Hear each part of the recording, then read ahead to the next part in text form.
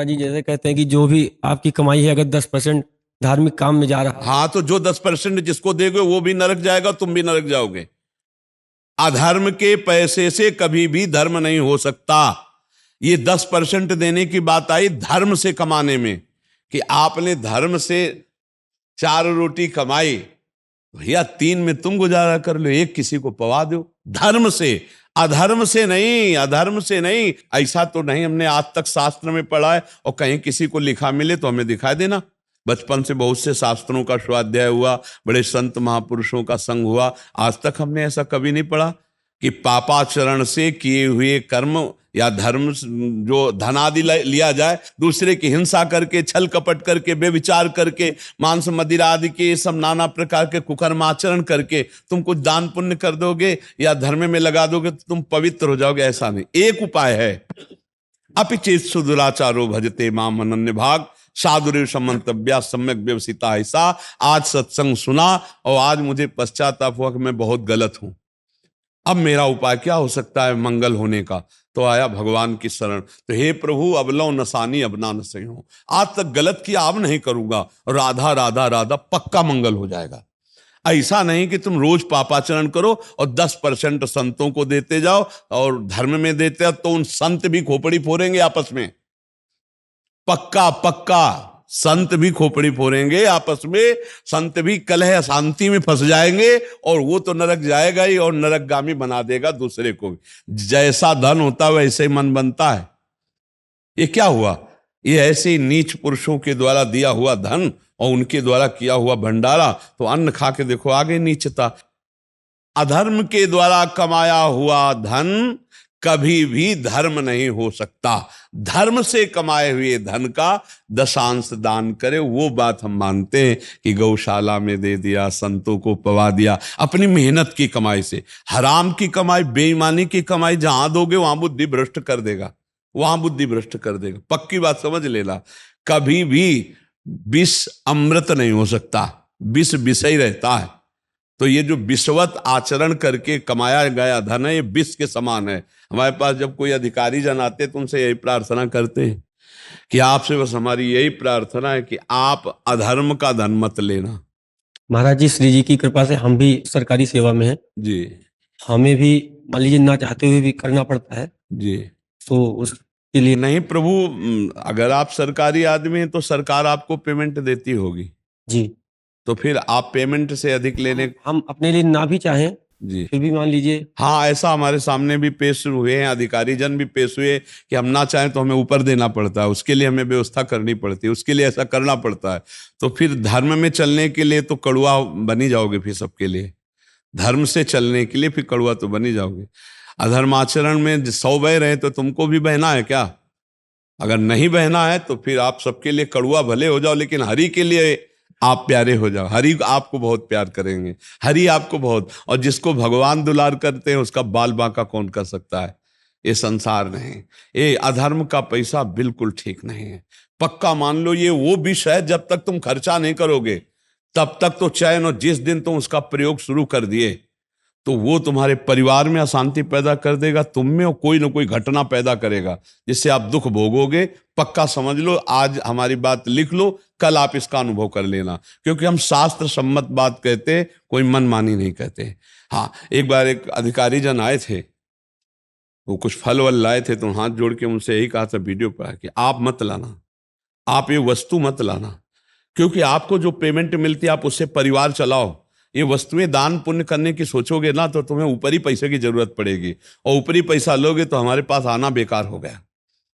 हमारे पास आने का मतलब है कि आपके जीवन का परिवर्तन हो, अधर्माचरण छूटे, नहीं तो फायदा क्या हुआ? यहाँ आकर फिर बातचीत करने का मतलब क्या रहा? यहाँ आने का तो मतलब है कि आप में आस्तिकता है। यहाँ आने का मतलब आस्तिकता है, और आस्तिकता का मतलब है कि आप पूर्ण आस्तिक बने। ये नहीं, घूस नहीं, ये पैसा कभी लाभ नहीं देगा।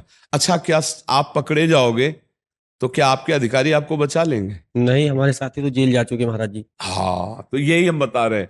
तो फिर जब हमारा भागवतिक कानून आपके ऊपर दंड देगा तो आपके अधिकारी बचाएंगे क्या?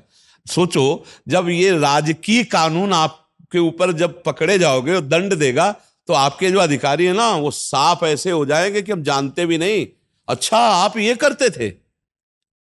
जिनको आप रिझाने के लिए, जिनकी आज्ञा पालन के लिए आप किए, वही आपसे पूछेंगे अच्छा आप हम तो नहीं समझते थे कि आप ऐसे आदमी होगे। तब आपको लगेगा ये वही आदमी। तो ये बात समझ लो, जब यहां कानून फंसाएगा तो वो नहीं काम आएंगे, तो जब भागवतिक कानून आपके ऊपर दंड देगा तो कोई काम नहीं आएगा। इसलिए थोड़ी देर कड़ुए बन जाना अच्छा है, लेकिन धर्म विरुद्ध आचरण करना। एक अधिकारी आए थे यहाँ, तो सब भगवान की कृपा से आते रहे, तो उन्होंने जब ऐसी बात की कि अब चाहे प्राण निकल जाए पर अब हम ऐसा नहीं करेंगे, तो हमका सस्पेंड हो जाओगे। बोले 3 बार हो चुके हैं, 3 बार हो चुके हैं, और कितनी बार करेंगे? नौकरी छोड़ना पड़े लेकिन हम धर्म विरुद्ध अब आचरण नहीं करेंगे। बहुत ही वो मतलब हिम्मती वो ऑफिसर थे कि मेरे साथ क्या होता है मैं ये समझे सब। तो ये बात है कि अधर्म आचरण नहीं, घूस नहीं, दूसरे के द्वारा दिया हुआ और इसमें क्या होता है, अधिक घूस वही दे सकता है जो दोषी होगा। निर्दोष आदमी, गरीब आदमी ये आपको ज्यादा घूस नहीं दे पाएगा। जो ज्यादा अधर्माचरण करता है वही आपको ज्यादा घूस दे सकता है। क्यों नहीं? महाराज जी कुछ कुछ ऑफिस में मतलब काम कराने के लिए एक प्रथा सी बन गई है।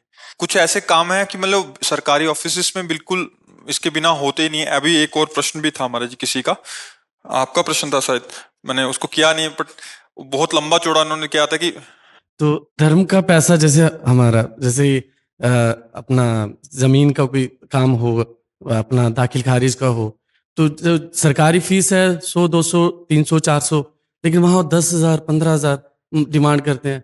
तो उसमें अगर नहीं करें, कुछ ना कुछ त्रुटि लगा के खारिज कर देते हैं, कुछ ऐसा चीज। और फिर बार बार चक्कर लगाते हैं, अब कि आप 10 बार आओ, जब फिर बंदा परेशान हो के क्या करे, क्या मैं पैसे दूं अपने धर्म के पैसे, मैं भी पाप का भागीदार बनूं क्या? पर क्या है कि अपना कार्य कराने के लिए लोग भी पैसे देते हैं और वो ऐसी परिस्थिति रखते हैं कि उनको अधिक धन की प्राप्ति हो, इसीलिए धीरे धीरे भ्रष्टाचार की वृद्धि होती चली जा रही है, इसीलिए अशांति बढ़ती चली जा रही समाज में, इसीलिए भ्रष्ट आचरण बढ़ते चले जा रहे। आज हमारी मानसिक बुद्धि केवल धन पर लगी हुई है। कैसे धन? अच्छा धन से ही सब सुख मिल जाते हैं क्या? धन से कार खरीद ली, सब व्यवस्था कर ली, और जब कार में एक्सीडेंट हुआ और मर गए तुम, तो किस काम में आया तुम्हारा धन? और तुम्हारा वो कार किस काम में आई? और किस काम में नाना प्रकार का बैंक बैलेंस और भोग विलासिता आई? आदमी ये नहीं सोचता है। खड़ी खड़ी महंगी कार में आग लग गई, अंदर ही जल के भस्म हो गए हो। ये नहीं सोचता है कि दूसरे के प्रति जो हमारा दुखद बर्ताव है। मान लो एक आदमी है, वो 500 में जब काम चल जाता है और आप उसके 15,000 ले रहे हैं, 20,000 ले रहे हैं, तो फिर अधर्म पूर्वक हुआ ना। अब वो जोड़ जोड़ कर आप खरीदोगे कार या कोई व्यवस्था करोगे, वो व्यवस्था ही आपको खा जाएगी, वो व्यवस्था ही आपको कष्ट दे देगी। महाराज जी खत्म हो सकता है क्या? ये खत्म हो सकता है जब सबके अंदर अध्यात्म जागृत हो तभी हो सकता है, अन्यथा नहीं हो सकता। अध्यात्म जब तक नहीं जागृत होगा, भगवान का भय नहीं होगा, धर्म का भय नहीं होगा, तब तक ये खत्म होने वाला नहीं। जब किसी को ये डर हो कि भगवान है कोई, धर्म का भय, और ये भय हो कि ये दुर्गति कर देगा हमारा धन, पक्का समझो कोई कितनी भी घूस ले ले, घर परिवार में यदि कलह और अशांति न पैदा हो जाए तो बताना, देख लेना। अधर्म का धन कभी सुख नहीं प्रदान कर सकता, ये दिमाग में नहीं बैठता। जिस समय हाथ में रुपया आता है तो ये लगता है बड़ा सुखद है, हम जो चाहे खरीद सकते हैं, जो चाहे कर सकते हैं, लेकिन वही तुम्हारे दुख का कारण बनेगी, वही तुम्हारे नाश का कारण बनेगी संपत्ति जो अधर्म के द्वारा ली। इसे डरो। धर्म का 100 रुपया तुम्हारे लिए बहुत सुखद रहेगा, अधर्म का 1 करोड़ तुम्हारे लिए बड़ी हानि पैदा कर देगा। वो 1 करोड़ बड़ा दुख देगा, समय पर देख लेना। अब ये बात चूंकि वर्तमान में मिल रहा है, इसलिए कोई भविष्य के लिए देखता ले, उसको लगता है इसी से भविष्य अच्छा बनेगा, क्योंकि हम बढ़िया मकान बना लेंगे, बढ़िया गाड़ी खरीद लेंगे, बढ़िया सुख सामग्री, लेकिन इस कर्म का जब फल आएगा तो सब सुख सामग्री नष्ट भ्रष्ट हो जाएगी। अब आ गया हृदय में सूचना आ गई कि आपके कैंसर हो गया, अब क्या? गाड़ी सुख देगी कि घर सुख देगा कि रुपया? बोले 4थी स्टेज पर है, अब मरने के लिए तैयार हो जाओ। भजन किया नहीं, धर्म किया नहीं, तो हृदय में ऐसे हर क्षण मरता है वो, हर क्षण मरता है वो, बात समझ लो। और चैन से सुखपूर्वक नमक रोटी खा रहे हो, राष्ट्र की सेवा कर रहे हो, धर्म से चल रहे हो, स्वस्थ शरीर, स्वस्थ बुद्धि, घर आए बड़ा प्यार भरा जीवन है, इससे बढ़िया शांति क्या है? कलह, अशांति, दुख, रोग, शोक, चिंता, भय, ये अधर्म आचरण करने वालों को भोगना ही पड़ता है जी। मतलब बहुत कृपा है, बहुत कृपा है। ये जो महाभागवत है ना, इनकी दृष्टि में और इनके शरीर में जो भागवतिक परमाणु है ना, बहुत से संत महापुरुषों के दर्शन होते आते हैं, महाभागवत कृतार्थ करते हैं, पर मुझे पहला आकर्षण वो जो मेरे चित्त को घसीट सके, वो पहला आकर्षण है महाभागवत के दर्शन।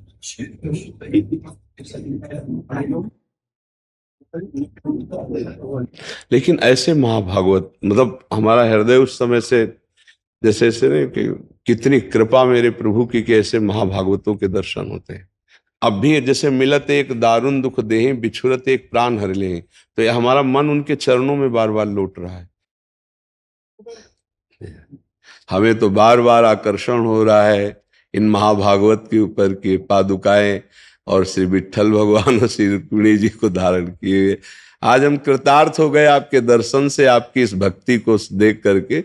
महाराष्ट्र से आए महाराज। हाँ, कृतार्थ हो गए, हमारा बार बार चित्त आकर्षित हो रहा है। पहले एक दुपट्टा श्री जी का ला के आपको हाँ उड़ाइए। स्वागत है ऐसे महाभागवत का जो हर्ष है। मूर्ति लेके वो तुकाराम महाराज से पंढरपुर चलते जाते 300 किलोमीटर। हाँ, और 30-35 साल से ठाकुर जी साथ में से बहुत बहुत मतलब हमारा चित्त बार बार आकर्षित हो रहा है। बहुत कृपा है जो आपने आके दर्शन दिया हमें, बहुत कृपा है, बहुत कृपा है। ये हमारी श्री जी की चुनरी ठाकुर जी सहित आप ओढ़ लो। उनको हिंदी नहीं समझ में आता, आपका प्रवचन में ट्रांसलेशन करके मराठी में बताता हूँ मैं उनको। अच्छा, तो अभी महाराष्ट्र भाषा में बोलो कि हम अपना सौभाग्य मनाते हैं कि आप आकर हमें दर्शन दिए। बोलिए। महाराज म्हणतो तर की आमचं सौभाग्य आहे की तुम्ही इथे येऊन दर्शन दिलं त्यांना। काय बोलायचं? मेरा ही ऐसा भाग्य है कि आपके चरणों में पहुंचना है। कह रहे हमारा ऐसा सौभाग्य कि आपके चरणों के पास। वृंदावनेश्वरी श्री जी की आपके ऊपर बड़ी कृपा है। बोलिए। श्री जी की कृपा खूप आहे ना तुमच्यावर। मैं अब तो एक रामायण का एक बोलता हूँ। महाराष्ट्र में हमारी एक नाथ ने जो कहा है कि राम जब तीर्थ यात्रा करके आए और विश्वामित्र जी ने उनको मांग यज्ञ के लिए, संरक्षण के लिए मांगनी की। उन्होंने कहे मेरे पर गुरु कृपा करो, मैं आता हूँ तुम्हारे साथ। जब विश्वामित्र जी बोले भाऊ तुम्हारा गुरु वशिष्ठ जी है, उनके से तुम कृपा कर लो, मेरे से नहीं। यही ट्रांसलेशन महाराष्ट्र में ऐसा आता है, जब छत्रपति शिवराय शरण गए तुकोबा को और बोले मेरे पर कृपा करो, उन्होंने बोले नहीं शिवा, तेरा गुरु रामदास जी है, वो हनुमान का अवतार है, उनको शरण लगो। क्या है ये? वो रामायण और महाराष्ट्र में वैसा तुम मेरे पर कृपा करो, यही बोलने का मतलब है, दूसरा कुछ नहीं। आपकी कृपा के लिए मैं आया हूँ, कुछ मांगना नहीं, कुछ नहीं, तुमको ये देना है मेरे से। मैं भूला गया, मेरे घर में छोटा सा हरि पाठ है, बहुत छोटा। मैं बोला भैया महाराज को ये दे देना। अब ये अलौकिक रीति होती है कि हम इधर उत्तर दे रहे हैं और बार बार मेरा चित्त जो है ना खींच रहा था, बार बार चित्त। तभी हम कर रुको, पहले चित्त की बात हो जाने दो, तो ये बताना नहीं पड़ता जो आकर्षण है। हाँ, आप जैसा चाहें अभी बाद में। तो हाँ, ऐसा बहुत मतलब बहुत कृपा है, बहुत कृपा है। ये जो महाभागवत है ना, इनकी दृष्टि में और इनके शरीर में जो भागवतिक परमाणु है ना, बहुत से संत महापुरुषों के दर्शन होते आते हैं, महाभागवत कृतार्थ करते हैं, पर मुझे पहला आकर्षण वो जो मेरे चित्त को घसीट सके, वो पहला आकर्षण है। एक होता है कि समान भाव, एक होता है चित्त का आकर्षण होना। मतलब हम अपना सौभाग्य मानते हैं कि महाराष्ट्र से आकर के इन्होंने हमें दर्शन दिए, ये हमारा सौभाग्य, हम पर प्रभु की अनुग्रह है कि ऐसे महाभागवत दैन्य हमें आकर दर्शन देते हैं। कल ध्वजा लेके आए थे महाराज जी। कभी कभी ऐसा होता है कि आप आए हो, आपकी बैटरी चार्ज हुई, तो कभी कभी हमारी बैटरी चार्ज होती है ऐसे महापुरुषों से, ऐसे महाभागवतों के दर्शन से, संभाषण से हम अपने जीवन को धन्य मानते हैं कि प्रभु हम पर अनुग्रह किया तो ये सब महाभागवत आके दर्शन देते हैं। हमें खड़ा कर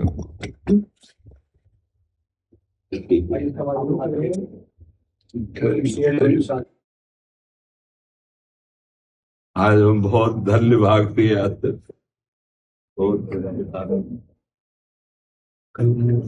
ऑटोमेटिक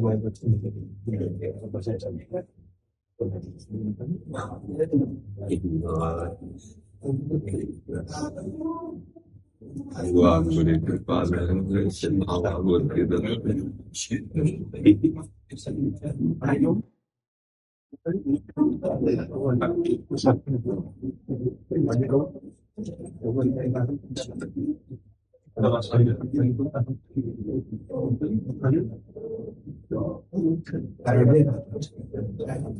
ऐसे महाभागवतों की जैसे तो मतलब दर्शन दुर्लभ है। ये तो बड़ी कृपा है कि ये संत हैं, ये महासंत है। मतलब वो पदवियां लगना अलग बात है, ऐसे महासंत मतलब प्रभु जब अपना मानते हैं तो ऐसे महाभागवतों के दर्शन होते हैं। ऐसे जैसे राजस्वी यज्ञ की पूर्णता, ऐसे वो ऐसे महाभागवत है एकदम धैर्य। बड़ी कृपा है, भगवान की बड़ी कृपा है। अहो भाग्य ऐसे संतों का, ऐसे महाभागवतों का दुर्लभ है, दुर्लभ है। पद मिलना, बड़ी बड़ी ख्यातियां होना, बड़ा वो सब एक, लेकिन ऐसे महाभागवत मतलब हमारा हृदय उस समय से जैसे ऐसे नहीं कि कितनी कृपा मेरे प्रभु की कि ऐसे महाभागवतों के दर्शन होते हैं। ये मतलब दुर्लभ है, जो केवल हरि में अपने आप को समर्पित कर चुका है, किंचन मात्र कोई बनावट, कोई नौटंकी, कोई नाटक नहीं, तो नेत्र तरसते हैं। बनावट तो बहुत भगवान की है, संसार में बनावट में ही तो है, लेकिन शुद्ध भगवान के मार्ग का पथिक मिलना, ये आज हमारा हृदय कृतकृत हो गया कि भगवान के ऐसे महाभागवत हमारे को दर्शन देने आए। और जी आप प्रमाणित कर रहे हैं तो इससे बड़ी बात नहीं, अब भी हम उसी में हैं। मतलब अब भी जैसे मिलत एक दारुण दुख देहि, बिछुरत एक प्राण हर ले, तो ये हमारा मन उनके चरणों में बार बार लौट रहा है कि हमारे प्रभु के प्रति इतना प्यार, इतना मतलब भगवान की असीम कृपा होती जब विशुद्ध भक्त का दर्शन होता है। जब द्रवहि दीन दयालु राघो तो साधु संगति पाइए। ये ऐसे विशुद्ध महाभागवतों के दर कौन जानेगा उनको महाभागवत, और स्थिति है। जब आए महाराज जी बैठ नहीं रहे थे, मैंने प्रार्थना करके क्या बैठ जो, एक नेत्र एक टक आप पे लगाए। नहीं, वो हम जब प्रश्न उत्तर इधर कर रहे थे, मेरा बार बार हृदय आकर्षित कि कोई है, तब दृष्टि गई तो उनका रोक दो, पहले हम बात करेंगे। तो ये मतलब उस समय से हम इसी में खोए हुए हैं कि मानो साक्षात तुकाराम जी का स्वरूप, जो महाप्रभु हरिवंश चंद्र जो जिस प्रीति की चर्चा करते हैं, वो चाहे हरि से हो चाहे प्रिया, जो वो प्रीति में वो स्थित है। वो प्रीति में ऐसे महापुरुषों की चरण रज, ऐसे महापुरुषों का उच्छिष्ट, ऐसे महापुरुषों का दर्शन, ये दुर्लभ कृपा होती है। सब में भगवान है, लेकिन जिसने अपने हृदय में भगवान को प्रकाशित कर लिया है वही महापुरुष है। ऐसे तो पदों की डिग्रियां बहुत लगती हैं, सब जगह लगती हैं, वो बात अलग है, लेकिन जो मदन मद मत्सर से विजयी वही महापुरुष। कैसे निर्मल, मतलब तो यही होता है भगवान की कृपा। यही होती कि कभी कभी हंसों को चुगाते हुए कोई परम हंस आ जाते हैं और निहाल कर जाते हैं, देख करके दृष्टि से निहाल कर देते हैं। इनकी दृष्टि में विट्ठल बसे हुए हैं, इनके रोम रोम में विट्ठल बसे हुए हैं। ऐसे महाभागवतों के दर्शन भगवान की कृपा से होते हैं। विजेंद्र कुमार जी बिहार से। राधा वल्लभ शेयरवंश, महाराज जी आपके चरणों में कोटि कोटि दंडवत प्रणाम। गुरुदेव, मैंने पूर्व में बहुत पाप कर्म किए हैं। जीव के स्वाद के लिए छोटे छोटे जीवों को मारकर खाया है। काम के वशीभूत होकर ना जाने कितने ही पाप आचरण बन गए। अब उनकी याद से हमारा रूह काम जाता है। गुरुदेव, आपकी कृपा से ही हम ये जान पाए कि हमने इतने बड़े पाप कर डाले। अब आपकी कृपा से सारे गलत आचरण छूट गए हैं। हमें आपकी कृपा से वृंदावन आने को भी मिला है, श्री जी का नाम मिला है। अब हम से कोई गलत आचरण ना हो, हम श्री जी से अनन्य हो, प्रेम उपासना में आगे कैसे बढ़े, इसकी इच्छा है महाराज जी कि श्री जी की प्राप्ति करनी है। नाम जब अधिक से अधिक करो। पढ़े हो कुछ तो श्रीमद् भागवत पुराण गीता, श्रीमद् भागवत पुराण, ये 2 ग्रंथ घर में अभी रखो। रोज प्रणाम करके 5 श्लोकों का अर्थ गीता जी का और 1 अध्याय 2 अध्याय भागवत जी का हिंदी से, वो भाव से पढ़ के समझो कि कह क्या रहे हैं। पाठ नहीं सुनाना है हमें, कोई फल फूल की बात नहीं, हमें समझना है कि शास्त्र कह क्या रहे हैं। और चतुरासी जी के 12 पद रोज पढ़ लो, और बिना भोग लगाए ठाकुर जी का भोजन न पाओ, और जो गंदे काम जानते हो अब पुनः गलती ना होने पावे, सावधान रहो। और आधा घंटे नाम कीर्तन करो घर में, जो नाम श्री जी ने दिया है, राधा राधा राधा, जय जय राधा वल्लभ श्री हरिवंश श्री वृंदावन श्री वंचन। आधा घंटा नाम कीर्तन करो, इसी से जीवन मंगलमय हो जाएगा। महाभागवत भगवान के जो जन हैं वो यही आचरण करते हैं। और पूर्व में जो हमसे गलतियां हुई, तो आज सत्संग सुन रहे थे, जैसे पहाड़ को चूर करने के लिए वज्र प्रहार हो जाए तो सब चकनाचूर हो जाता है, ऐसे नाम वज्र है और पाप के पहाड़ जमाओ तो सब भस्म हो जाएंगे। नाम संकीर्तनम यस्य सर्व पाप प्रणाशनम, सर्व पापों का नाश करने के लिए। पर अगर कोई ये बल रखे कि हम दिन भर पाप करें और शाम के राम राम कृष्ण कृष्ण राधा राधा कह देंगे, तो उसे नामापराध लगता है, उसे डबल दंड मिलता है। क्योंकि ये चीज बचाव पक्ष के लिए है। हमसे पाप हो गए, अब हम सुधरना चाहते हैं, इसके लिए है। अब इसके बल से कोई पाप करे तो फिर विशेष दंड का अधिकारी हो जाएगा। तो इसलिए अब गलती ना हो। जैसे हम इतने पाप किए तो पक्का नष्ट हो जाएंगे, पक्का विश्वास करो हमारी बात पर, बस साधन में चल दो। अब क्या है कि हम फिर वही पाप करें, क्योंकि आपको अपने को पता है ना, फिर बोल देंगे प्रभु मैं आपकी शरण में हूं, और फिर नाम जप करेंगे तो प्लस हो जाएगा, माइनस नहीं होगा। आपको अवश्य में भोक्तव्यम, फिर दंड भोगना पड़ेगा। और अगर हृदय से है कि अब तक गलती हुई अब नहीं होगी, तो सच्ची माफ हो जाएंगे, सब नष्ट हो जाएंगे, भोगने नहीं पड़ेंगे, भगवत प्राप्ति हो जाएगी। तो कौन भोगेगा, सब खत्म हो जाएगा। ईमानदारी से चलो, सच्चाई से चलो। अच्छा देख भी लिया, मान लो अभी कोई बहुत ज्यादा उम्र नहीं, पर आपने बहुत कुछ बता दिया कि हमने खा पी के भोग के सब देख लिया। सुख क्या है, एक मन का आकर्षण मात्र है। नहीं तो रोटी दाल पा के देख लो, चाहे गंदे गंदे पदार्थ जो पा, पेट ही भरता है। और कोई इतने बड़े बलवान तुम नहीं हो, तो कोई ये जरूरी थोड़ी कि गंदे पदार्थ पाने वाला बलवान होता है। सत्य संयम नियम से चलो तो तुम्हें एक आध्यात्मिक भागवतिक बल आ जाएगा। ये दूसरों को कष्ट देना, जैसे हमको देखो ऐसे काटो तो अपने शरीर में लगता है ना, ऐसे हर जीव को लगता है। आप एक चींटी के पीछे अंगुली दौड़ाइए, वो जी जान से भागेगी, क्योंकि उसको अपना शरीर प्रिय है। अब बोलो आप जिंदा पशु पक्षियों को उबाल उबाल के खा रहे हो। आप देखो मछली को, देखो आप उसको 10 सेकेंड पानी से अलग करो तो ऐसे नहीं करने, तो पानी चाहती है, वो जीना चाहती है, उसमें जीव है ना जीव। आप देखते हैं ना, अब उसको लोग कच्चा खा रहे हैं, भूंज के खा रहे हैं, काट कर लो। और जब बोले अपने पाप मोचन करने के लिए वैष्णो देवी जा रहे हैं, तो क्या वैष्णो देवी क्षमा कर देंगे, वो दंड देंगे। अभी सुधर जाओ, अभी प्रायश्चित कर लो, अभी भजन कर लो, अभी हो सकता है। नहीं सोचो कि तुम पापाचारी, पाप करो खूब आचरण और चलो चलते केदारनाथ, तो ऊंचाई से बस गिरेगी तुम्हारी, पूरी की पूरी मरोगे उसमें, पक्का समझो।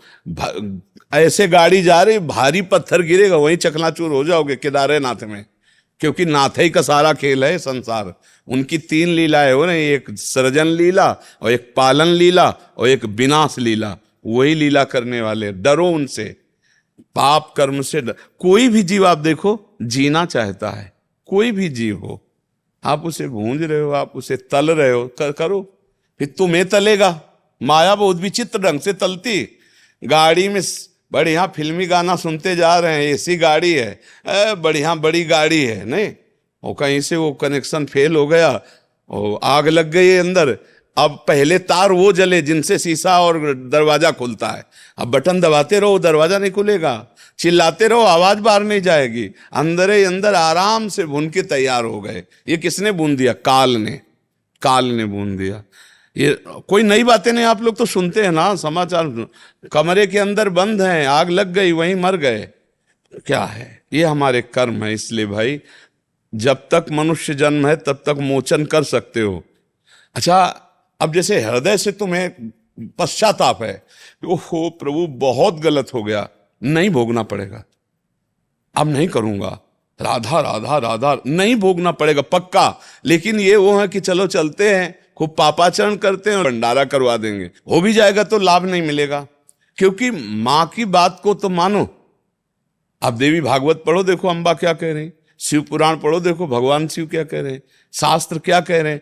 अब वो चाह रहे हैं कुछ, तुम कर रहे हो पापाचरण, तो बात नहीं बनने वाली, ये पक्का समझ लो। आज तक हमें कोई भी अधर्माचरण करने वाला उदाहरण बता दो जो आर पार सुखी हुआ हो। कुछ दिन के लिए सुखी दिखाई दे तो ऐसा मान लो जैसे फांसी देने वाले की आखिरी इच्छा पूरी की जाती ला, ऐसे उसके बेचारे की आखिरी इच्छा पूरी हो रही। जो पाप में बढ़ रहा है, पाप कर रहा है और खूब फल फूल रहा है, जिसे तुम कह रहे हो सुखी हो रहा, वो सुखी नहीं हो रहा, उसकी आखिरी इच्छा पूरी की जा रही। आगे देख लेना परिणाम, ऐसा विध्वंस होगा कि राहन को कुल रोवनिहारा, ठिकाना नहीं, मिट्टी में मिल गए, काल ने रौंद के फेंक दिया। इसलिए धर्माचरण करे। हाँ, जब पश्चाताप कर लोगे तो फिर भगवान एक अवसर देते हैं, अपिचेत सुदुराचारो भजते माम अनन्य भाग साधुरेव समंतव्या सम्यक व्यवसिता। ऐसा मैं बहुत नीच पापी हूं, मैंने बहुत गलत किया, अब नहीं करूंगा, चाहे मार डाला जाऊं, अब गलत नहीं करूंगा। और राधा राधा पक्का सब क्षमा हो गया और भगवान के मार्ग में आगे बढ़ जाएगा। जी। परीक्षित पराशर जी गुजरात से। राधा वल्लभ श्री हरिवंश महाराज जी, महाराज जी क्या नाम जप करते समय जीव से करें और मन कहीं भागे या कहीं जाए तो क्या वो समान फल प्रदान करेगा? बिल्कुल प्रदान करेगा। आपका भाव ना हो, कहीं और हो, फिर भी आपको अगर अमृत पिला दिया जाए तो अमर हो ही जाओगे ना, या आग छुआ दिया जाए तो जली जाओगे ना। जान के छुओ, अनजान में छुओ, धोखे से छू जाए, कैसे भी आग जला देगी, क्योंकि उसमें एक शक्ति है दाहिका। ऐसे ही भाव कुभाव अनख आलसहु नाम जपत मंगल दिशि दशहु। क्यों? क्योंकि नाम में तारण शक्ति है, नाम में महासुख शक्ति है। आप भाव से जपो, कुभाव से जपो, बिल्कुल श्रद्धा न हो, लेकिन जपो, आपका परम मंगल हो जाएगा, परम आनंद हो जाएगा। अच्छा, आज मन भाग के जा रहा है, कल यही नाम मीठा लगने लगेगा। जैसे आप 5 मिनट भजन करने लगे और उस 5 मिनट में कोई आके आपसे बात करे तो आपको गुस्सा लगने लगेगी, यार 5 मिनट तो भजन करने के लिए बैठता हूं, उसमें मतलब 5 मिनट मन ने पकड़ लिया, पकड़ाओ इसको धीरे से, 10 मिनट पकड़ाओ, 15 मिनट पकड़ाओ, 50 मिनट पकड़ाओ, फिर धीरे धीरे 24 घंटा पकड़ा दो। मन कहीं भी जाए चिंता मत करो। अभी प्रारंभ में मन की यही दशा होती है, पर एक दिन मन पंगु हो जाएगा, एक दिन यही नाम मन को डुबो देगा, देख लेना। अपने लोग तो इसी मार्ग में चले ना, इसलिए पूरे जीवन की बात करें। अभी चिंता मत करो। अगर अभी इसको देखोगे कि मन नहीं लगता तो उसका फल क्या मिलेगा, फिर फल नहीं मिलेगा तो क्यों जपूं, तो वैसे ही मन नहीं लग रहा है और भजन में और त्रुटि हो जाएगी। नाम में मन लगे ना लगे, नाम बराबर फल देता है। अपवित्र हो या पवित्र हो, भाव हो या कुभाव हो, देखो इसका परिणाम देखो। पुत्र के बहाने पुकारा नारायण तो भगवान के पार्षद आ गए और परम पद की तैयारी हो गई। इसलिए आप चिंता न करो। बोलो कि होता क्या है, जैसे जीभ से जप रहे हैं, ठीक है, थोड़ी देर बाद क्या है, मन से जब जपना शुरू करते हैं थोड़ी देर तो ये रहता है, फिर 3-4 मिनट के बाद ये जैसे कुछ लीला चिंतन हो रहा है ना, कुछ देखा है, जैसे आपसे कोई भरत चरित्र सुना है, ये उसमें गया हुआ है। अभी क्या है, वो नाम देखो अगर ऐसा जा रहा है तो बहुत बढ़िया है। वो संसार के लीला चरित्रों में ना जाए और भगवान के लीला चरित्रों में जाए तो जीवन धन्य हो जाएगा भैया। इसे दोष नहीं कहते, ये तो बड़ा भारी गुण है कि हम नाम जप कर रहे हैं, भगवान के लीला चरित्रों का चिंतन कर रहे हैं या साधु समागम का चिंतन कर रहे हैं, ये तो बहुत बढ़िया बात है। हम तो विरोध उसका भी नहीं करते कि जो नाम जप करके संसारिक चिंतन कर रहे हैं तो भैया तू कर नाम जप, इनके प्रकार कर, वो मंगल ही करेगा तुम्हारा। मंगल भवन का नाम है। फिर आप तो लीला चिंतन की बात करते हैं। थोड़ी देर बाद क्या फिर ये लगता है क्यों ना जीभ से दोबारा जपना शुरू करूं इसको। जी हाँ, हाँ बिल्कुल कीजिए। भाग गया, इसको पकड़ के लाना। हाँ, लेकिन मुझे लगता है अगर भगवान का चिंतन कर रहा है, कोई भक्त का चिंतन कर रहा है, तो उसे घसीटने की जरूरत नहीं है। नाम जप करते हुए और डूबने दो तो पवित्र हो जाएगा, बहुत जल्दी पवित्र हो जाएगा। भगवान और भगवान का जो भक्त है उसके चिंतन से सुमिरन नाम पवित्रति दरस परस अगनाश। जो भी उन संतों का या भगवंत का चिंतन करते हैं तो हमारा मन मलिन जो होता है वो निर्मल होने लगता है। अगनाश, अग माने पाप, मलिनता, इसका नाश होने लगता है। और जैसे जैसे मन निर्मल होगा तो फिर स्वयं मन जप करने लगता है, और जब मन जप करने लगता है तो उसका प्रमाण मिलता है, फिर आंखों से आंसू टपकने लगते हैं। जब मन से भजल होता है ना, वो आनंद आता है, तो फिर रोना आता है कि प्रभु आप हम पर कितने कृपालु हो, नाथ मुझ जैसे अधम को आप इतनी उच्च कोटि की अवस्था दे रहे, आप नाम जप करवा रहे, आप लीला चिंतन करवा रहे, कितनी कृपा है। फिर उसके अंदर रुदन, और यही भगवत प्राप्ति का आगे मार्ग खुल जाता है। रुदु सुशरम राजन कृष्ण दर्शन लालसा, जहाँ रोना शुरू हुआ तो लालसा प्रकट हो जाती भगवान के मिलन की, और जहाँ आर्त भाव से पुकारा तो भगवान कृपा करके फिर मिल जाते हैं। बहुत सही मार्ग में चलते। कोई नशा तो नहीं करते, हाँ, कोई गंदी क्रिया आसपास, बस इतना तुम मेड़ बांधते रहो, और फिर आगे का मार्ग। नाम जापक को ये ध्यान रखना चाहिए, कुत्सितवाद विकारें परधन सुनसिख मंद परती बंचु, इनसे बचना चाहिए। कुत्सितवाद, गंदी बातें ना देखना चाहिए, ना सुनना चाहिए, ना बोलना चाहिए, तभी नाम सिद्ध होता है। गुरु जी जैसे कुछ समय तो क्या हुआ, शुरू से जब करना शुरू किया ना, तो पहले तो पुराने विचार आते थे। उसके बाद क्या, क्योंकि अब बहुत कुछ देखना बंद करके सिर्फ सत्संग और जैसे भक्त चरित्र देखते हैं ना, तो अब क्या वो आता है बीच में। बहुत सुंदर, वो तो निषेध नहीं, वो तो निषेध, अपने मार्ग की बात निषेध नहीं। कुत्सित, देखो शब्द पर जाओ, कुत्सित, जो गलत बातें हैं, जो हमें प्रभु से विमुख करने वाली, वो हमें सुनना नहीं, वो हमें बोलना नहीं, वो हमें देखना नहीं। और विकारें, जैसे काम क्रोध लोभ मद मत्सर, ये विकार, इनके फंसाव में न फंसे।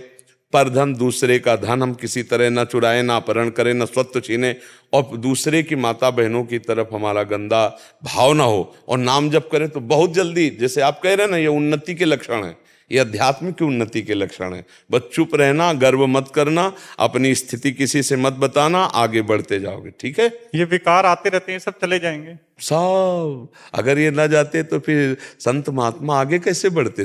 हम लोग पैदा हुए संसार में, पले संसार में, तो हमारे अंदर भी तो संसारिकता, काम क्रोध लोभ मोह मद मत्सर, हमारे अंदर भी तो नामय से तो दूरी होती है, नामय से तो उच्च कोटि की अवस्था प्राप्त होती। नहीं तो ऐसा थोड़ी कोई जन्म से कोई सिद्ध बिरले ही पैदा होते हैं भगवान के कारक पुरुष। अपने लोग तो माँ से पैदा हुए, काम क्रोध लोभ मोह मद मत्सर सब हृदय में, धीरे धीरे नाम जप भगवान का भरोसा, संतों का सत्संग, धीरे धीरे निर्विकार हो जाता है। हाँ, इसलिए डरना नहीं। अनिल चौधरी जी आगरा से। राधे राधे। राधे राधे महाराज जी। महाराज जी, जब मेहनत के बावजूद अच्छा परिणाम नहीं मिलता तो पहले यहीं रुक जाते हैं, फिर आगे चलते हैं। जब हम मेहनत करते हैं, बहुत अच्छी पढ़ाई या अच्छा जो भी कार्य करते हैं, परिणाम अच्छा नहीं आता, तो उसमें प्रारब्ध बहुत जोर का होता है, बुरा। पूर्व का जो बुरा प्रारब्ध होता है वो बहुत जोर का होता है। पर इस समय का वर्तमान यदि हमारा जोरदार हो जाए उससे, तो उसको रौंद देगा, उसको रौंद देगा, पर आएगा वो जरूर बुरा प्रारब्ध। जैसे बचपन से भजन मार्ग में चले, क्रिया बहुत मंगलमयी, लेकिन प्रारब्ध बहुत बुरा, दोनों किडनी फेल कर दिया। अब ये क्रिया बहुत मंगलमयी भजन की, तो वो हमें परास्त नहीं कर पा रहा, प्रारब्ध ने तो अपना परिणाम दिखा दिया। तो जब कभी कभी ऐसा होता है कि बहुत अच्छी पढ़ाई की, बहुत अच्छा मेहनत किया, बहुत अच्छी किसानी की, पर हमारा जब परिणाम आया तब वो नहीं आया जो आना चाहिए, या जो परिणाम आया उसमें बड़ा विघ्न पड़ गया, वो नष्ट हो गया। फसल बिल्कुल तैयार है और वर्षा ओले गिर गए, सब नष्ट हो। इसमें प्रारब्ध बहुत जोर का होता है। बुरा जो हमारा पूर्व किया हुआ कर्म है वो हमको आके नष्ट कर देता है। जैसे कुछ पाप होते हैं कि हम लोग जानबूझ करके भी उसे पाप ना समझते हुए कर बैठते हैं। जैसे गृहस्थी में गर्भ हत्या, भ्रूण हत्या, बहुत से ऐसे पाप हैं जो बहुत बड़े पाप हैं, उनका कोई प्रायश्चित नहीं करते, वो हो जाते हैं। अब वो क्या करते हैं, हमारे जीवन की उन्नति में, हमारे मंगल विधान में आकर के टांग लगा देते हैं। ऐसे पूर्व में कितने हमारे पाप हो चुके हैं। तो इस समय वर्तमान में हम जी जान की मेहनत करते हैं पर सफलता नहीं लगती, क्योंकि पूर्व, और ऐसा देखा गया कि कोई है, कोई बुद्धि नहीं है, कोई वो मतलब मेहनत उस कोट की नहीं हो, बहुत सफलता है, उसका पूर्व का पुण्य काम कर रहा है। तो हमको उसके पूर्व के पुण्य के प्रताप को देख करके अपने को कोसना नहीं है। अब हम नई खेती अच्छी करेंगे, ये हमारा पूर्व का प्रारब्ध है। एक बार गिरे, 2 बार गिरे, लेकिन हर बार प्रारब्ध थोड़ी हमको गिराएगा। हम हर बार नया प्रयत्न करके एक बार सफलता प्राप्त करेंगे आगे। उसके लिए फिर मतलब नाम जप ही। हाँ, नाम जप करते रहो, जो कार्य करो उसे बार बार करने की चेष्टा करो, उसको हारने की चेष्टा नहीं। एक बार असफलता, मान लो किसानी है या कोई व्यापार है या कोई भी कार्य है, हमको इस व्यापार में सफलता नहीं तो हम दूसरा व्यापार करते हैं, तीसरा करते हैं, चौथा करते हैं, एक दिन तो सफल होगा, क्योंकि हर क्रिया का फल है। और वो प्रारब्ध हमको बार बार गिरा रहा है, तो कब तक गिराएगा? वो जमा कितना होगा, कितना गिराए। और नवीन हम नाम जप कर रहे हैं तो हमारी उन्नति निश्चित हो जाए। अगर आज हम नाम जप ना करते होते, भगवान की शरण में ना होते, क्या विचार सड़ रहे होते और क्या जीवन सड़ रहा होता। और आज भगवान की शरण में तो उत्तम विचार और आनंदमय जीवन। सुबह से हम भूले हुए हैं कि हमारी किडनी फेल है, भूले हुए हैं, क्योंकि हम चर्चा में लगे हुए, भगवान की वार्ता में लगे हुए, भगवान में लगे हुए। तो हमें कितनी सुंदर दिनचर्या दी भगवान ने, ऐसा रोग होते हुए सब चल रहा है। अगर ये ना हो तो मतलब क्या तुम्हें, अब जैसे हम बैठे हैं ना, कोई ऐसा अंग नहीं जिसमें दर्द ना हो, लेकिन ये क्यों हमको व्याप नहीं रहा? क्योंकि हम है नहीं वहां, उस चिंतन में नहीं है। हम श्री जी का चिंतन, भगवत चर्चा, अब जैसे शांत एकांत बैठ गए तो फट से अपने में लग गए, वहां हम जा ही नहीं, वो हमें घसीटे नहीं पा रहा, इसलिए हम एकदम स्वस्थ से नजर आते हैं। लोग पूछते हैं सही में तुम्हारी किडनी खराब है? लोगों को लगता है कि मतलब ऐसे चकाचक दिखाई दे रहे, खूब बोल रहे, कैसे किडनी। तो ये प्रारब्ध का अपना प्रभाव है और हमारे नवीन कर्म का ये प्रभाव है। तो हम इतना जोर कर नवीन कर्म करें कि बुरा से बुरा प्रारब्ध भी हमको मिटा ना पाए, हमको नष्ट ना कर पाए, क्योंकि कर्म तो बुरे होते ही। देखो, जैसे हम कह देते हैं भगवान यार सही निर्णय नहीं किया, ईमानदारी से देखो, आप इसी जन्म के देखो, अगर बचपन से लेके अभी तक के कर्मों का हिसाब एक कर्म का, तो आजीवन जेल में होते। आप ईमानदारी से देख लो, किसी बच्ची के छेड़ने का फल क्या होता है। और ये गलतियां कोई बिरला ऐसा होता होगा जिससे ना होती हो, नहीं प्रायः सबसे हो जाती है। कुछ ऐसे पाप हो जाते हैं, कुछ ऐसी गलतियां हो जाती हैं कि जो आज तक दबी हुई हैं, हमारी कोई जाना नहीं और उनका फल कोई मिला नहीं। तो अब बीज दबा है तो अंकुर तो होगा उसमें, फिर फल तो आएगा ही, भोगना पड़े। होती है ना गलतियां ऐसी। अगर हमारे जीवन के रजिस्टर को खुद हम ही जांचे और निर्णायक रखा जाए तो यही हाथ जोड़ जाएंगे कि भगवान बड़ी कृपा है जो आपने मुझे बचाया, नहीं तो जरा जरा सी गलती में फंस जाए, जरा सी गलती में तो जेल पहुंच जाए, जरा सी गलती में। तो ऐसी कितने जन्मों में हमारी गलतियां होंगी, वो हमारी जमा है, वो हमारी जमा है। बहुत बड़ा गलती का दंड मिलता है, बहुत बड़ा दंड। 5 मिनट की घटना में ऐसे कितनी गलतियां हमसे हुई हैं। मतलब जैसे जो मांस खाते हैं, एक जीव है, जैसे हमारा शरीर प्रिय है, ऐसे हर जीव का शरीर। अब उनको पता है, बोले 10 साल से मांस खा रहे हैं, अब कितने जीवों को खा गए, अब कितने जीव हत्या हुई आपसे। अगर उनका टोटल हिसाब जोड़ा जाए तो कितने जन्म तुम्हें मुर्गा और बकरा बन के काटना पड़ेगा। क्योंकि पक्का तुमने जिनका, बोले हम काटते नहीं, हम तो दुकान से लाते हैं, बात एक ही हुई, एक ही बात हुई। आपने उनका, तो अब आपको मान लो आपने 5000 मुर्गा खाए, अब 5000 जन्म आपके मुर्गा के होंगे, 5000 बार आपका गला कटेगा। और अब अगर भगवान उसको इसमें निपटा दे कि आप जा रहे थे, अचानक एक्सीडेंट हुआ, आपका पैर टूट गया, अब फ्रैक्चर ठीक हो गया, लंगड़ा के चल रहे हो, लेकिन 5000 बार जन्म के नाश हो गए और नाम जप करते हो इसी जन्म में भगवान को प्राप्त हो गए, तो मुनाफा हुआ कि घाटा? हम लोगों को लगता है भगवान घाटा किए, जब से भक्ति शुरू की तब से यही सब हुआ, तभी से सब शुरू नहीं। बड़ी कृपा हो रही, भगवान के न्याय में बहुत कृपा है। अगर वो सही ईमानदारी से हमें कष्ट दे तो निश्चित, ये हम इसलिए कह रहे, जैसे बच्चे ने कहा मन बहुत गलत सोचता है, ऐसे सबसे जवानी में गलतियां होती हैं। कोई बिरला ऐसा होता होगा जो भजन में लगा है तो वो पाप कम हुए हों, पाप ना हुए हों ऐसा हम फिर भी नहीं कहेंगे, क्योंकि मन है, किसी की जरूरत नहीं, अपने आप से अपने आप में नष्ट कर रहा है। जैसे मानो एक बार के वीर से एक संतान उत्पन्न होती है, उसमें होता है ना, आप उसी को नष्ट किए, क्या वो अपराध नहीं है? व्यर्थ में आपने उसको नष्ट कर दिया। आप, ये सूक्ष्म विचार हैं। अगर वही यथास्थान धर्म पूर्वक पहुंच जाता तो उससे संतान होती ना, उसको व्यर्थ किया ना, उसको नष्ट किया ना, तो क्या उसमें पाप नहीं है? शास्त्र में लिखा हुआ है व्यर्थ उसको नष्ट करने का अधिकार नहीं है। जैसे आपको अपना शरीर नष्ट करने का अधिकार नहीं है। अगर अभी आप अपने शरीर को नष्ट करने की चेष्टा करें, पुलिस में रिपोर्ट कर दी जाए, तो आप बंदी बना लिए जाएंगे। ये सरकारी है वस्तु।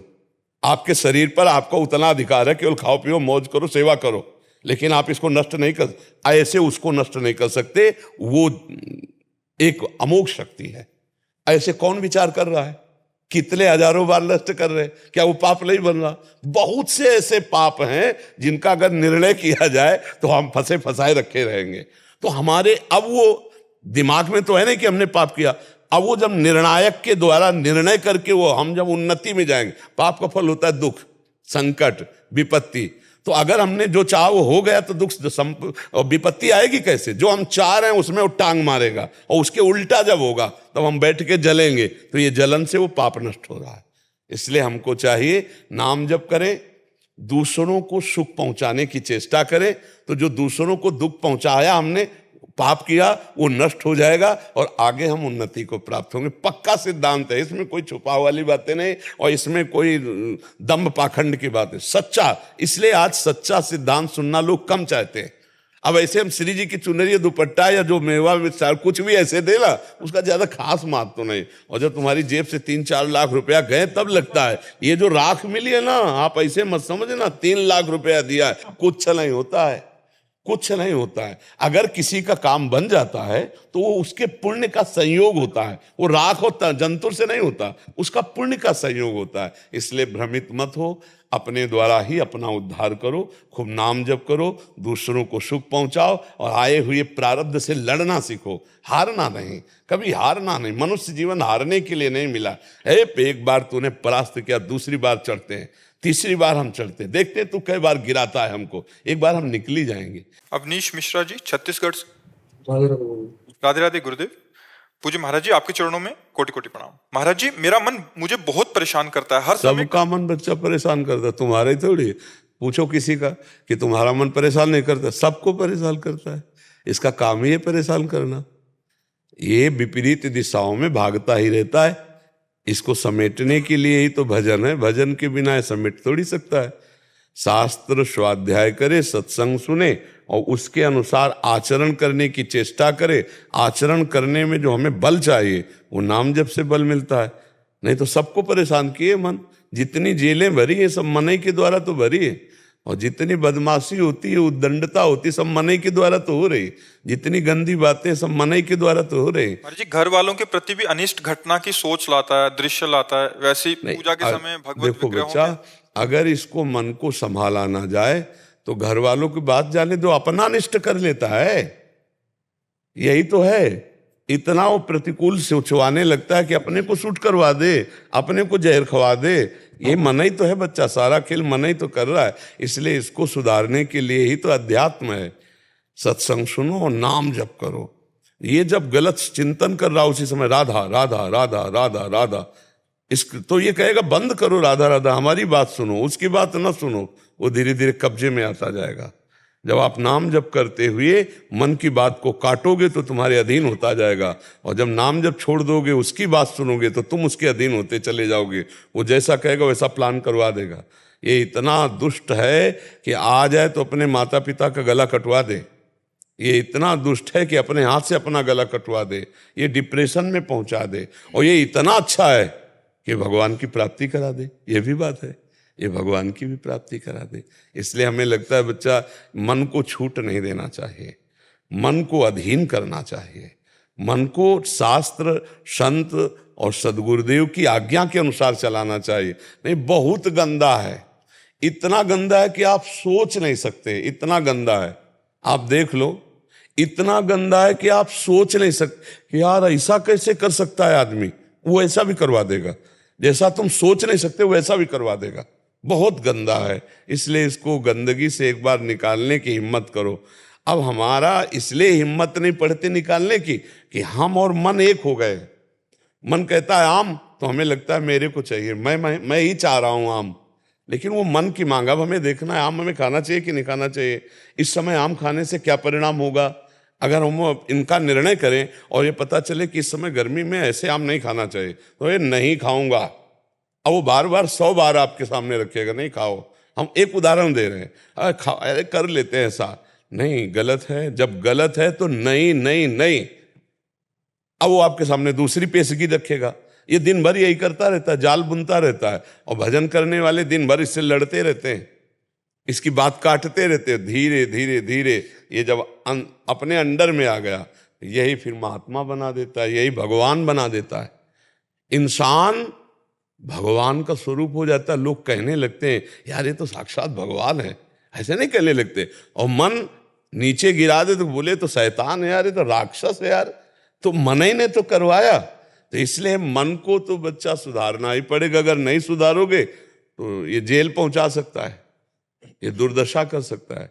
इसलिए मुझे लगता है बच्चा, मन को तो जरूर अंकुश में लिया जाए, नहीं बड़े बड़ों को ये दुर्गति पहुंचा देता है। बहुत अपराधी है ये, अगर इसको छूट दे दो तो अपराध के सिवा अच्छा सोचता ही नहीं है, गलत ही सोचेगा। आप छूट दे के देखो, गलत ही सोचेगा, और इसकी सोच में चल दो तो राक्षस बन जाओ। अब जो बच्चे चूक कर दिए हैं, राक्षस ही तो बन गए। पराई माता बहनों की तरफ गंदा भाव, गंदी दृष्टि, और फिर हमारी कोई गंदगी जान न जाए इसलिए उनकी हत्या, तो आजीवन कारावास भोग रहे हैं। इसलिए या फिर सूट कर दिए गए। इसलिए बच्चा, मन की गंदगी को संभालो। ये जो गंदी बातें सोच रहा है, इसके सुधारने का एक उपाय है, नाम जप करो, ये पवित्र होने लगे। जैसे जैसे मन पवित्र होता है तो पहचान क्या होती, अच्छे विचार देने लगता है। जैसे गंदा मन है तो गंदी बातें फेंक रहा है, जब ये अच्छा हो जाएगा ना तो अच्छी बातें हो जाएंगी। जैसे संत जन है, अब मन ही तो सारा खेल है, अब वो प्रभु से प्रार्थना कर रहे हैं, प्रभु के विषय में सोचते सोचते रोने लगे प्रभु के विषय में। देखो, मन है आनंद में डुबो दिया, सोचते सोचते मन इतना क्रोधित हो गया, अब नहीं रहा जा रहा, उसने उसका कत्ल कर दिया या उसका उसने अहित कर दिया। तो इसकी सोच बदले। भजन क्या करता है, सत्संग क्या करता है, अध्यात्म क्या करता है, सोच बदलता है। गंदी सोच गंदा मन, अच्छी सोच अच्छा मन। नाम जप करो, अच्छा मन हो जाएगा। मन को साफ करने के लिए कोई साबुन नहीं बना आज तक सृष्टि में, ये नाम ही है। नाम राम कृष्ण हरि, जो नाम प्रिय लगे, राधा राधा राधा, वो मन को पवित्र। पक्का विश्वास करो, विश्वास करके जपना शुरू करो, देखना आज जो मन है वो कल कैसा लगता है, कल कैसा अनुभव में आएगा। जब आप नाम जप करते करते आगे जाओगे तो कैसा आनंद देगा। इसलिए नाम जप करते हो, चालू किया, चालू करो, नहीं तो बहुत ही गड़बड़ है। यही अवस्था है, गड़बड़ी करके मन यही नाश कर देता है। इसलिए अच्छे बच्चे बनो, अच्छे बच्चे बनो। कोई नशा तो नहीं करते? हाँ, नशा मत करना, मोबाइल से गंदी बातें मत देखना, गंदे बच्चों का संग मत करना, अभी ठीक होने लगेगा। इसको सहयोग ना मिले भर और नाम रूपी दवा मिलती रहे तो नाम ठीक कर देगा मन को। तुषार जी कानपुर से। राधे राधे। राधे राधे महाराज जी। महाराज जी, एकांतिक वार्तालाप के माध्यम से जाना कि प्रभु स्वयं से स्वयं में खेल रहे हैं, प्रभु ने अपना विस्तार सृष्टि रूप में किया है। अगर ऐसा है महाराज जी, तो फिर मनुष्य रूप में भी प्रभु ही हैं, और फिर उनको स्वयं का विस्मरण कैसे हो गया महाराज जी? यही माया है, यही माया है। स्वयं की ही तो जानकारी करनी और किसकी जानकारी करनी। आत्मा क्या है? आप ही तो है ना, आप ही आप हैं और आप ही आप हैं। भगवान श्री कृष्णचंद्र जो गीता में कहते हैं, मत्ता परतरम नान्यत किंचिदस्ति धनंजय, मेरे सिवा कुछ नहीं है, मैं ही मैं बना हुआ हूं। अपने आप को भूल गए, इन कमरों में आके भूल गए, इस शरीर में आके। अब आपको ऐसा लगता मैं पुरुष हूं? पक्का 100% नहीं लगता मैं पुरुष हूं। फिर अंदर देखो तो मन में इतना तदात्म हो गया कि जो मन माना वही हम माना, जो मन नहीं माना वो मैं नहीं माना, जो मन देखना चाहता है वो मैं देखना चाहता हूँ, जो मन सुनना चाहता हूँ मैं। ये इंद्रियों का विलास है, आपका नहीं है। आप अपने को भूल ही तो गए ना, बस ये बात हो गई। तो आप अपने से अपने आप को भूल गए। तो आपको जगाने के लिए वही आपका आत्मस्वरूप गुरुदेव रूप बैठा, वही आपको जगा दिया। जब जगे तो न गुरु न शिष्य, वही एक परमात्मा है, दूसरा नहीं है। ये खेल चल रहा है, आप जाग जाओ। जब जगोगे वास्तविक दृष्टि में, तब देखोगे परमात्मा की सिवा कोई नहीं है। अब उस यही जाने, चौपाई का अर्थ समझना, जेहि जाने जग जाए हेराई, जागे जथा स्वपन भ्रम जाई। जिसके जानने से ये संसार खो जाता है। कैसे? जैसे आप स्वप्न में देख रहे थे बहुत कुछ, जब आपको जगा दिया गया तो कुछ नहीं था, न स्त्री, न पुरुष, न भोग, न विलासता, न दुश्मन, न मित्र, न संसार, कुछ नहीं था। ये कब पता चला? जब जगे। लेकिन स्वप्न में तो सब कुछ था ना। ऐसे ही मोह निशा सब सोवनिहारा, देखें स्वपन अनेक प्रकारा, यही जग जामिनी जागे जोगी, परमारथी प्रपंच वियोगी। कोई योगी जो परमार्थी है, प्रपंच का त्याग करके भगवान में स्थित, अब वो अनुभव में आ गए। एक चौपाई का अर्थ समझो, जहां जीव भगवान को जाना तो भगवानमय हो गया, और भगवान ही जनाते हैं। सोई जाने जे देव जनाई, और जानत तुम्हें तुम्हें हो जाए। तो वो भगवान था ही, जब जाला तो अपने स्वरूप को जान गया। अब हम लोग जो इस समय शरीरासक्त हैं, लगता है भगवान कैसे हो सकते हैं? गंगा जल एक चम्मच तो उसे क्या बोलेंगे? गंगा जल तो बोलेंगे ना। और एक टैंकर भरा हो तो गंगा जल बोलेंगे, और धारा बह रही तो गंगा जल है। तो हम अंश है ना भगवान के। तो भगवान का अंश पूर्णमदः पूर्णमिदं पूर्णात् पूर्णमुदच्यते पूर्णस्य पूर्णमादाय पूर्णमेवावशिष्यते। उस परमात्मा का जो अंश बचा ना, वो भी पूर्ण ही है। पर हम अपूर्ण हैं शरीर के अभिमान के कारण, माया के बंधन में बंध गए। हम ही अपनी द्वारा माया, जैसे वो देखा है मकड़ी अपने मुंह से ही पूरा जाला रचती है, उसी में फंस जाती है। बस बस ऐसे ही है, हम अपने जाल में ही फंस गए, अपने ही रचे हुए जाल। बंधे कीन बरकट की लाई, अपने जाल में फंस गए। इसमें पक्का बच्चा कोई संशय नहीं है। यदि हम व्यवहार का त्याग करके आंतरिक और परमार्थ को देखें तो वही परमात्मा बैठा हो। आप कौन हैं? आपकी सत्ता ही नहीं। जब आपका परिचय पूछेंगे तो आप शरीर का परिचय बताएंगे, आप अपना परिचय नहीं बता। जो आपका परिचय है वो परमात्मा का परिचय है। जो परमात्मा का परिचय है वो आपका परिचय है। आप जो परिचय दे रहे हो वो प्रकृति का दे रहे हो। ये प्रकृति के द्वारा रचा शरीर है। और ये जहाँ जन्मा वहां की बात कहोगे, आप अपना नाम बताओगे, आप अपनी हाइट, ऊंचाई, फिर सब ये जितना है सब प्रकृति का परिचय दे रहे हो, परमात्मा का परिचय नहीं। आप में जो बिजली है, पावर है, वो परमात्मा है। ये बात समझना होगा। ये पहली बार प्रभु जी जब सृष्टि बनी महाराज जी, तो उसके बाद कैसे ये विस्मरण, कैसे याद तो रहा होगा जब आप स्वप्न में कोई रचना देखते हैं क्या कि कहां से शुरुआत हुई है? बस ऐसे ही इसका ये स्वप्न है, दीर्घ स्वप्न है। आज तक कहीं तारीख लिखी हो किसी भी पुराण में, ग्रंथ में, सन, संवत्सर, कि भगवान ने अमुक तारीख को, अमुक संवत्सर को, अमुक दिन को सृष्टि रची थी। जब सृष्टि रचना की बात आती है तो अनादि शब्द आ जाता है, और जब सृष्टि की बात आती है तो अनंत शब्द आ जाता है। अनादि और अनंत, कोई अंत नहीं पाया, कोई अंत नहीं पाया इस माया का। शुरुआत जैसे आप स्वप्न में क्या शुरुआत थी, तो आप केवल विचरण कर रहे हैं, कोई शुरुआत। और आपके सिवा स्वप्न में कुछ नहीं था। आप ही बाजार बने थे, आप ही स्त्री बने थे, आप ही पुरुष बने थे, आप ही मरने वाले बने थे, आप ही मारने वाले बने थे, आप ही समुद्र बन गए, आप ही डूबने वाले बन गए। जब जगे तब पता चला कि कुछ था क्या? कुछ नहीं था। आप तो आराम से एसी रूम में सो रहे थे। शरीर तो आपका एसी रूम में पड़ा था, लेकिन सब बिल्कुल ऐसे बच्चा है। अनादि अनंत भगवान की माया है। एक भ्रम है। जैसे एक कई तरह के शीशे के महल में हो, शीशे के कई तरह होते ना, एक आपको बड़ा चौड़ा मुंह दिखा देगा, एक छोटा दिखा देगा, एक टेढ़ा दिखा देगा, कई शीशे होते ना। अब ऐसे शीशे से बना भवन हो तो आप अपने को ही देखकर भ्रमित हो जाएंगे कि इतने रूप के आदमी इसमें विराजमान है, और जबकि वो सब रूप आपके ही है। ऐसे ही माया का आकर्षण ऐसा है कि एक ही परमात्मा अनेक रूपों में भास रहा है।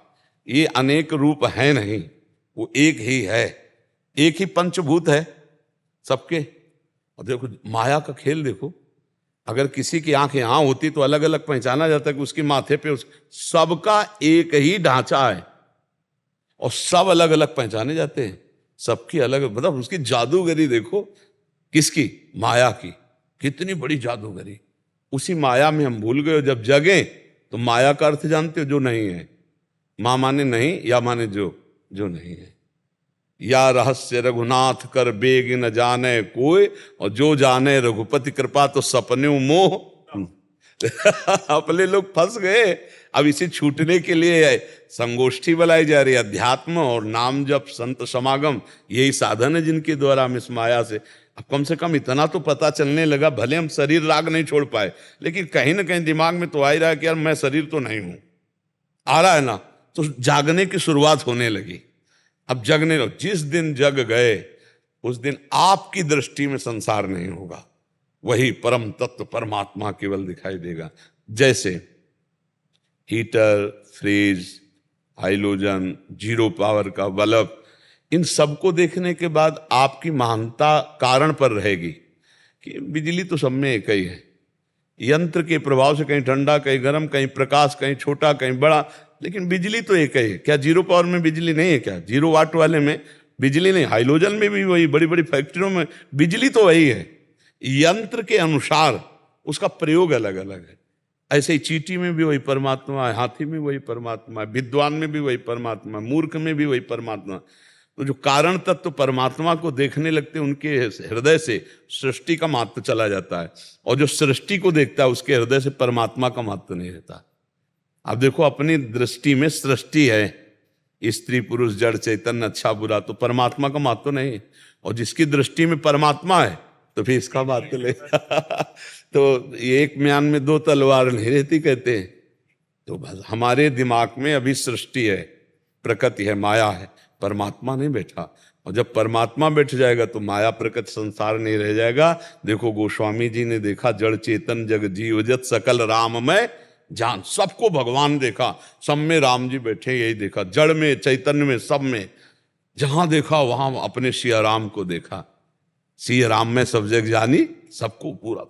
हम कहाँ देख रहे हैं? हम स्त्री देख रहे हैं, पुरुष देख रहे हैं, दुष्ट देख रहे हैं, अच्छा देख रहे हैं, बुरा देख रहे हैं, तो हम परमात्मा नहीं देख पा रहे हैं। और जो परमात्मा देख लिया उसकी दृष्टि में सृष्टि नहीं रह जाती।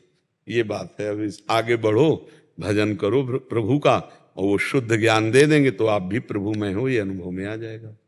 कर्मों को लेके भी ऐसे ही था, जैसे जब इंसान का पहला जन्म हुआ मनुष्य का, तो उसके पहले जब उसके कोई कर्म ही नहीं थे, जो पहला जन्म हुआ वो किस? कोई पहला नहीं है। नहीं, भाई स्वप्न में आपका पहला जन्म हुआ था क्या? झूठे को आप सत्य क्यों मान रहे हो? आप उसे सत्य, हम यही कह रहे हैं, जब सृष्टि आप देखो, ये जो कर्म है, ये जो जन्म है, ये सृष्टि है ना, इसलिए परमात्मा नहीं आपके ज्ञान में। और जो परमात्मा तो ये है ही नहीं ना। स्वप्न में कुछ था क्या? कुछ नहीं था, तो उसकी चर्चा नहीं है, उसकी सत्ता ही नहीं है। नास तो विद्यते भाव, ना भाव विद्यते सता, असत की सत्ता ही नहीं है, भ्रम है वो। हाँ, यही बात समझ में आए। जासु कृपा सब भ्रम मिट जाई, गिर जासु कृपालु। अगर हम उसकी सत्यता मानेंगे तो फिर ये भ्रम जाएगा नहीं। स्वप्न में प्रारंभ, मध्य और अंत तीनों झूठे थे। क्या प्रारंभ था, क्या मध्य था, क्या अंत था, उसकी सत्ता ही नहीं है। नासतो विद्यते भाव, उसकी सत्ता ही नहीं है, असत की सत्ता ही नहीं है। और हम सारा विद्वता, सारा जोर इसी की सत्ता पे लगा देते हैं। जो है नहीं उस पर हम क्यों जाए? सत्य, जो आप यहाँ अध्यात्म की चर्चा करो ना, जैसे प्रपंच ज्ञान नहीं है, प्रपंच की वार्ता, तो फिर हम भी शास्त्र पढ़े हैं, हम अभी आपको बता सकते हैं कि भगवान ने संकल्प किया, उनकी नाभि से कमल प्रकट हुआ, फिर ब्रह्मा जी प्रकट हुए, फिर उन्होंने ये सृष्टि रची, सनक सनंदन सनातन सनत कुमार। फिर अपने आप को जब देखा कि सब विरक्ते हो रहे हैं तो दो भागों में कर लिया, मनु और शतरूपा। फिर उससे मैथुन सृष्टि प्रकट हुई, फिर कश्यप जी से ये प्रकट, सब पढ़ा है, सब जाना है। एक शब्द में गोस्वामी जी ने भगवान शंकर का अनुभव कहा, उमा कहूं मैं अनुभव अपना, सत हरि भजन जगत सब। अब काहे को उसकी सिद्धि करे समझ रहे? मतलब अध्यात्म की बात। हाँ, अब उसको प्रपंच को बढ़ावा दे रहा है तो हमको अंधेरे में हमें रस्सी में सांप दिखाई दिया, अब हम उसको सांप सिद्ध क्यों करें? जब वो रस्सी है तो सांप सिद्ध क्यों करें? असली तत्व की बात यह है कि ये कभी हुआ ही नहीं। जो सामने देख रहे हो केवल परमात्मा ही परमात्मा है, वो दूसरा कोई नहीं है।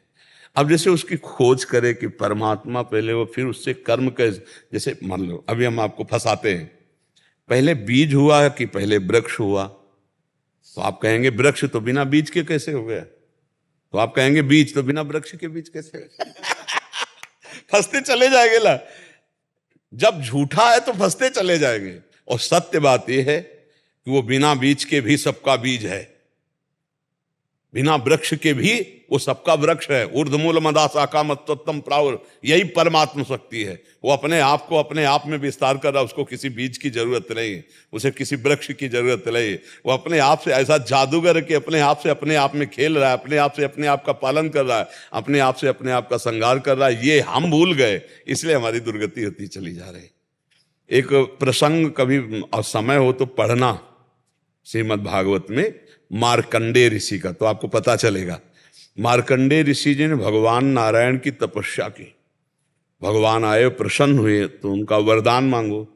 तो उनका आपकी कृपा से मुझे कुछ चाहिए नहीं, क्योंकि मैं जान गया हूं संसार झूठा है, पर प्रभु मैं आपकी माया को देखना चाहता हूं, ये है क्या? तो भगवान मुस्कुरा दिए। भगवान की मुस्कुराहट से माया का प्रादुर्भाव है। जहां सृष्टि का प्रकट होने की वार्ता है तो भगवान की मुस्कुराहट से माया का प्रादुर्भाव, माया शक्ति का प्रादुर्भाव। अलग अलग अंगों से भगवान की शक्तियां प्रकट होती ना, तो मुस्कुराहट से माया का प्रादुर्भाव, अंतर ध्यान हो गए। जो ही अंतर ध्यान हुए सो देखा कि समुद्र चारों तरफ से उफान करके 1 सेकंड में पूरा आश्रम डूब गया, और वो जल के थपेड़ों में, और न जाने कितने वर्ष जल के थपेड़ों में से त्राहिमाम मच गया। हे भगवान रक्षा करो। तो देखा एक वट वृक्ष, उसमें एक पत्ते में, एक दोने में बाल गोविंद अपने हाथ से अपने चरण का अंगूठा पकड़ करके पी रहे। करार विंदेन मुखार विंदम मुखार विंदेन विनिवेशयंतम वटस्य पत्रस्य पुटे शयानम बालम मुकुंदम मनसा स्मरामि। उस रूप को देखा तो उनको तसल्ली हुई, क्योंकि भगवान के भक्त थे। भगवान हंस दिए, फिर हाय से उनके मुख में चले गए, उनके पेट में गए तो देखा वही महाप्रलय चल रही। कितने कल्प तक घूमे, इसके बाद एकदम विकल हुए, कहा भगवान रक्षा करो। और जब विकल होकर के कहा रक्षा करो, आंख खोली तो देखे कुछ आसन में बैठे हैं, एक बूंद पानी नहीं। भगवान को पुकारा, भगवान प्रकट हुए, बोले प्रभु ये क्या था? पानी तो एक बूंद नहीं, हम महाप्रलय के जल में। बोले यही मेरी माया है। बोले प्रभु कभी जिंदगी में मत दिखाना हमारी हालत कराओ माया का। और एक बात, एक दिन सुदामा जी दोस्त ही है ना, गले में हाथ डाले समुद्र स्नान के लिए गए। सुदामा जी ने कहा कन्हैया हमारी माया बड़ी विचित्र, क्या है यार माया, हमको माया दिखाओ। बोले चलो पहले समुद्र स्नान कर लेते। फिर जो इस समुद्र में डुबकी मारी, तो सुदामा जी एक राज्य में पहुंच गए। वहां देखा तो स्वयंवर हो रहा था, जबरदस्ती सुदामा जी का ब्याह हो गया, बड़ी सुंदर राजकुमारी। अब इतना वैभव, सब कई लड़का बच्चा हो गए। इसके बाद वो रानी मर गई, और वहां का नियम था कि सती तो वहां था कि पति को पत्नी के साथ जलाया जाता है। अब सुदामा जी को बांध लिया गया कि अब सती जैसे होती है ऐसे पति को जलाया जाएगा। अब वो चिल्लाए, हे द्वारिकाधीश कृष्ण मेरी रक्षा करो। भगवान ने ऐसे उठाया, बोले बड़ी लंबी डुबकी मार गए। बोले प्रभु यह ब्याह हो गया, लड़का बच्चा हो गए सब। बोले ये प्रभु, बोले यही तो बात कुछ नहीं, पूरा नगर हो गया, विवाह हो गया, लड़का बच्चा हो गए, और सब कहानी बन गई। और कुछ नहीं, केवल डुबकी मारे थे, कुछ नहीं, केवल आसन में बैठे थे, महाप्रलय का दर्शन कर लिया। मार्कंडेय ऋषि ने पढ़ के देख लिया, कुछ नहीं भाई, यही खेल, यही बात समझ। न हम न तुम, दफ्तर गुम, हम न तुम, कुछ नहीं है, ये स्वप्न चल रहा है। और जब जगोगे तो तुम ही तुम होगे, हम नहीं होंगे। हम भी तुम हैं और तुम भी हम हो। बस ये रात से। अब चूंकि बच्चा बहुत अच्छा प्रश्न किया, इसलिए खोल करके तुम्हें, कुछ नहीं है। अब उसी को 3 प्रकार से हम जानना चाहते हैं, ज्ञान योग के द्वारा, अष्टांग योग के द्वारा, भक्ति योग के द्वारा। तो फिर उसकी अलग अलग पद्धतियां हैं, लेकिन जब जानकारी पक्की होगी तो एक ही होगी। जैसे ज्ञानी जानता है तो सर्वम खलमिदम ब्रह्म, और भक्त जानता है तो वासुदेवा स्वरमिति, मेरा इष्ट ही सब कुछ है। वैसे योगी देखता है तो सर्वत्र परमात्मा ही है। यही अनुभव सबको आखिरी में यही अनुभव होता है कि एक ही है, एको ब्रह्म द्वितीयो नास्ति। ये सबको अनुभव होता है।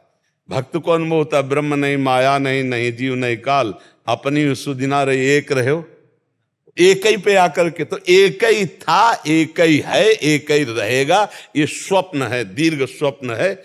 अगर इसको जान जाए तो फिर सब कुछ बात बन गई। जानने के लिए हमें मानवदेह मिला, संत समागम मिला है।